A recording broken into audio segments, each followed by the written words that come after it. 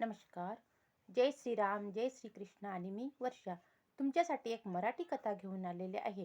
भूताचा परिणाम, पांढरे भूत. तर ती कथा तुम्ही शेवटपर्यंत नक्की ऐका. त्या देवीला माझी दया आली आणि त्यांनी मला आधीसारखे केले.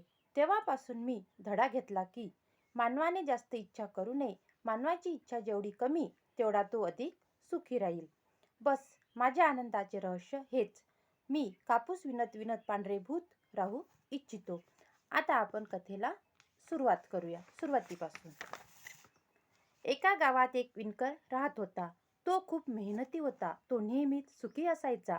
तो आपलं काम पूर्ण मन लावून करत होता आणि जे काही कमवत होता त्यातच तो संतुष्ट आणि सुखी होता. तो खूप इमानदार होता.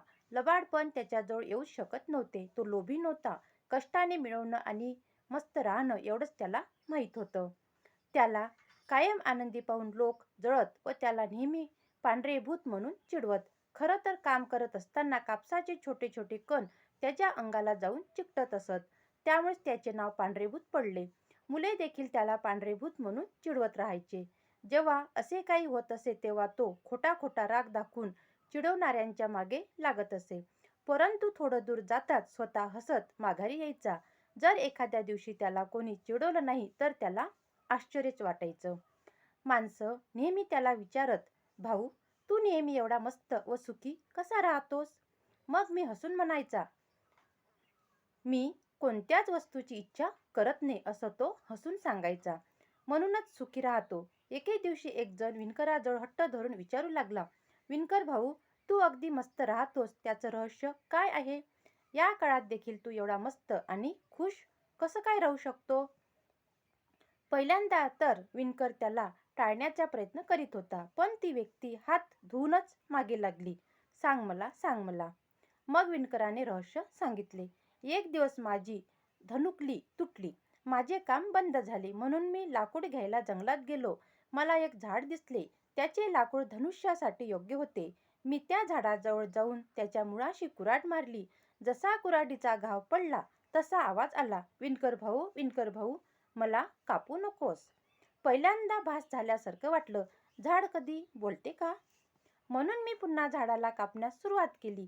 पण वार पडताच लगेच आवाज आला, विणकर भाऊ, दया करा, मला कापू नका. आवाज उंच होत गेला, पण मी कापायचे बंद केले नाही. त्या आवाजाने माझी प्रार्थना केली, विणकर भाऊ, तुला जे हवं आहे ते माग, पण मला सोड. तुला हवं तर मी या देशाचा राज्यकारभार देऊ शकतो. मी वृक्षदेवाला म्हणालो, हे वृक्षदेव, मला राज्य नको. मी मेहनतीचे काम करीन आणि इमानदारीने मला जगायचे आहे. म्हणून हे वृक्षदेव, मला 2 हात आणि 2 डोळे मागच्या बाजूला द्या, असे त्या व्यक्तीने मागितले, म्हणजे पांढऱ्या भुताने. वृक्षदेवाने मला मागितलेला वर दिला. जेव्हा मी 4 हात आणि 4 डोळे घेऊन गावात परतलो तेव्हा मला भूत मानलं गेलं. लोक मला दगड मारू लागले. जो कोणी पाहतोय तो दगडच मारतोय. काही लोक मला पाहून घाबरले. मी घरी गेलो तर माझी बायको पण मला पाहून घाबरली आणि मला भूत समजून दुसऱ्या घरात पळून गेली. दगड खाल्ल्याने माझी मोठी कठीण अवस्था झाली होती. मला कळत नव्हतं की मी आता काय करू. मग मी पुन्हा जंगलात गेलो आणि मी त्या वृक्षदेवाला प्रार्थना केली, हे देवा, माझे 2 हात आणि 2 डोळे तू परत घेऊन घे, कारण लोक मला दगड मारतात. त्या देवाला माझी दया आली आणि त्याने मला आधीसारखे बनवले. तेव्हापासून मी धडा घेतला की मानवाने जास्त इच्छा करू नये.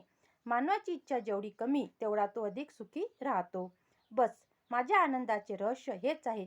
मी कापूस विणत विणत पांढरे भूत राहू इच्छितो, पण लोकांचे दगड खाऊ शकत नाही, कारण दगड खाल्ल्याने मार बसतो आणि त्याची बायको सुद्धा त्याला भूत समजून दुसऱ्या घरामध्ये गेली, कारण तिला भीती वाटली.